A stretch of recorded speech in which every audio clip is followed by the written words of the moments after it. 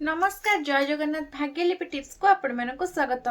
दर्शक बंधु आज हेउछि 15 डिसेम्बर सोमवार। आज दिनटी कुंभ राशि व्यक्ति विशेष मानकर केमिति कटिबो। आज एमानक पई प्रेम जीवन केमिति रहइबो, एमानक व्यवसायिक क्षेत्र आज केमिति रहइबो, एमानक पई फाइनेंशियल दिग आज केमिति रहइबो, एहा सहित एमानकर आज पारिवारिक जीवन केमिति रहइबो से संपर्क रे जानिबा। आसतु डेरी करबानी भिडियोटी को आरंभ करनेबा। भिडियोटी आरंभ करिया पूर्व छोट अनुरोध, आपण मन जदि हम चैनल को नुआ आछंती तबे चैनल को सब्सक्राइब करी पाखर थिबा बेल आइकन को प्रेस कर दियंतु। कमेंट बॉक्स रे जय मां लक्ष्मी निश्चिंत लिखंतु। तबे आसंतु डेरी करबानी जानिबा आज दिनटी कुंभ राशि व्यक्ति विशेष मानक पई मोटा मोटी भाबरे केमिति कटिबा पई जाउछि, एमानक पई कोन सबु आज शुभ रहिछि एवं कोन एमानक पई नकारात्मक रहिछि से संपर्क रे मध्य जानिबा। तबे आसंतु भिडियोटी को आरंभ करिनेबा। आज दिनटी केमिति कटिबो कुंभ राशि व्यक्ति विशेष मानकर देखंतु। कुंभ राशि पई आज बहुत उन्नति, सृजनशीलता एवं मानसिक कार्यकलापर दिन। सकाळ ठारू आपणक चिंताधारा आज बहुत भल रहबो एवं आपण नियंत्रित एवं नूतन संभावनार अनुसंधान करिवे। आज एक पुराणा धारणा किंबा योजना नूतन रूप आपण मानकर नहीं पारे। आपण निजको नूतन उत्साह सहित आगको बढ़ुथिबार आज देखिबे।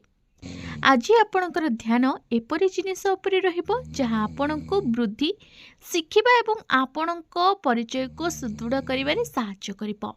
आपणकर चिंताधारा खोला, युक्तियुक्त एवं नवसृजनशील हेबो।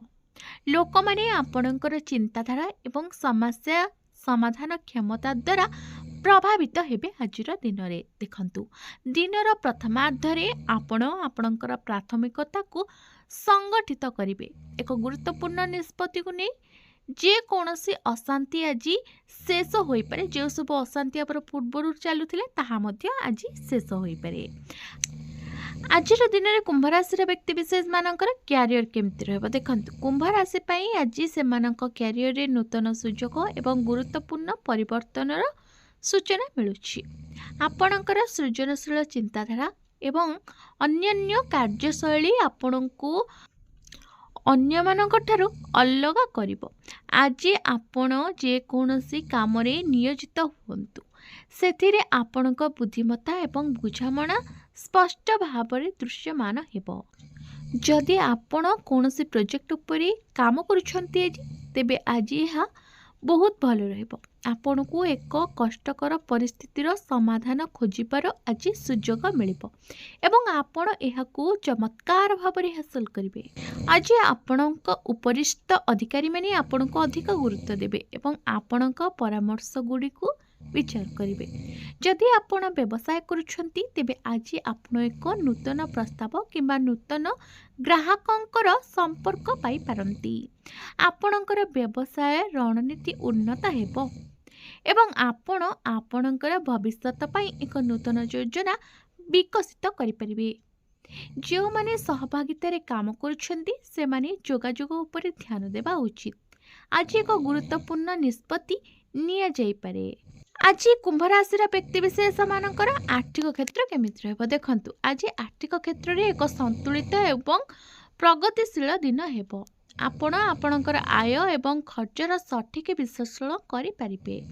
आपण आर्थिक विषय गुडी को एक नूतन दृष्टिकोण रे देखिबे एवं बुझी पारिबे मध्य जे आपण किपरि आपणक परिस्थिति को उन्नत करि पारिबे। नुआ योजना किंबा निवेश मन को आज आपण मानकर आसी पारे। जदि आपण एक ऑनलाइन वैषयिक व्यवसाय रे निवेश करबा को आग्रही हेबे तेबे आज सूचना संग्रह करिवार सठिक समय। आज कुंभ राशि व्यक्ति विशेष मानकर प्रेम संपर्क केमिति रहबो देखंतु। आज प्रेम संपर्क पई एक नूतन दिन हेबो जहाँ बुझामणा एवं भावप्रवण संतुलन रे परिपूर्ण रहबो। जदि आपण एक संपर्क रे रहिछंती तेबे आपण एवं आपणक साथीक मध्य रे गुरुत्वपूर्ण कथावार्ता होई पारे। आज जे कोनसे दीर्घकालीन असमाहित समस्या सृष्टि होई पारे जहाँ आपणक दुई जनक मध्य रे घनिष्ठता वृद्धि करिवो। आज आपणक साथी को आपण बुझामणा एवं समर्थनर आवश्यकता पड़िवो। आपणकर शांत एवं युक्तियुक्त आचरण संपर्क को मजबूत करिवो। ଆଜି କେମିତି କଟିବ କୁମ୍ଭ ରାଶିର ବ୍ୟକ୍ତିବିଶେଷମାନଙ୍କର ସ୍ୱାସ୍ଥ୍ୟ? ଦେଖନ୍ତୁ, ସ୍ୱାସ୍ଥ୍ୟ ଦୃଷ୍ଟିରୁ କୁମ୍ଭ ରାଶିର ବ୍ୟକ୍ତିବିଶେଷମାନଙ୍କୁ ଆଜି ମାନସିକ ଏବଂ ଶାରୀରିକ ଶକ୍ତି ଉଭୟକୁ ସନ୍ତୁଳିତ ରଖିବାକୁ ପଡ଼ିବ। ଆପଣଙ୍କ ମନ ଅତ୍ୟଧିକ ସକ୍ରିୟ ରହିବ, ଯାହା ମାନସିକ ଥକାପଣ ଦେଇପାରେ। ତେଣୁ ଆପଣ ଟିକେ ରେଷ୍ଟ ନିଅନ୍ତୁ।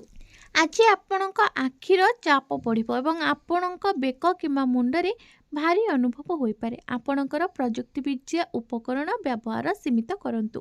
ପ୍ରଚୁର ଆଜି ଆପଣ ପାଣି ପିଅନ୍ତୁ। ପର୍ଯ୍ୟାପ୍ତ ନିଦ ନିଅନ୍ତୁ। ଆଜି କେମିତି କଟିବ କୁମ୍ଭ ରାଶିର ବ୍ୟକ୍ତିବିଶେଷମାନଙ୍କର ପାରିବାରିକ ଜୀବନ? ଦେଖନ୍ତୁ, ଆଜି ଆପଣଙ୍କ ପରିବାରରେ ସମନ୍ୱୟ ଏବଂ ସହଯୋଗ ରହିବ। ପରିବାରର କୌଣସି ସଦସ୍ୟଙ୍କୁ ଆପଣଙ୍କ ସାହାଯ୍ୟର ଆବଶ୍ୟକତା ପଡ଼ିପାରେ। ଆପଣଙ୍କର କଥାବାର୍ତ୍ତାରେ ବିଚାରଶୀଳ ହୁଅନ୍ତୁ, କାରଣ ଆଜି ଆପଣଙ୍କ କଥାବାର୍ତ୍ତା ଏକ ଗୁରୁତ୍ୱପୂର୍ଣ୍ଣ ପ୍ରଭାବ ପକାଇପାରେ। ଆଧ୍ୟାତ୍ମିକ ଦୃଷ୍ଟିରୁ ଆଜି ଆପଣଙ୍କ ମନ ଗଭୀର ଅନୁସନ୍ଧାନ, ଆତ୍ମନିରୀକ୍ଷଣ ଏବଂ ଶିକ୍ଷା ପ୍ରତି ଆକର୍ଷିତ ହେବ। ଆପଣଙ୍କ ପାଇଁ ଆଜି ପ୍ରତିକାର, ଭଗବାନ ଶିବଙ୍କୁ ଜଳ ଅର୍ପଣ କରନ୍ତୁ ଏବଂ ଶାନ୍ତ ମନରେ ପ୍ରାର୍ଥନା କରନ୍ତୁ। ଓମ୍ ନମଃ ଶିବାୟ ମନ୍ତ୍ରକୁ 108 ଥର ଜପ କରନ୍ତୁ। ନୀଳ କିମ୍ବା କଳା ପୋଷାକ ଅଭାବଗ୍ରସ୍ତ ଲୋକଙ୍କୁ ଆଜି ଦାନ କରନ୍ତୁ।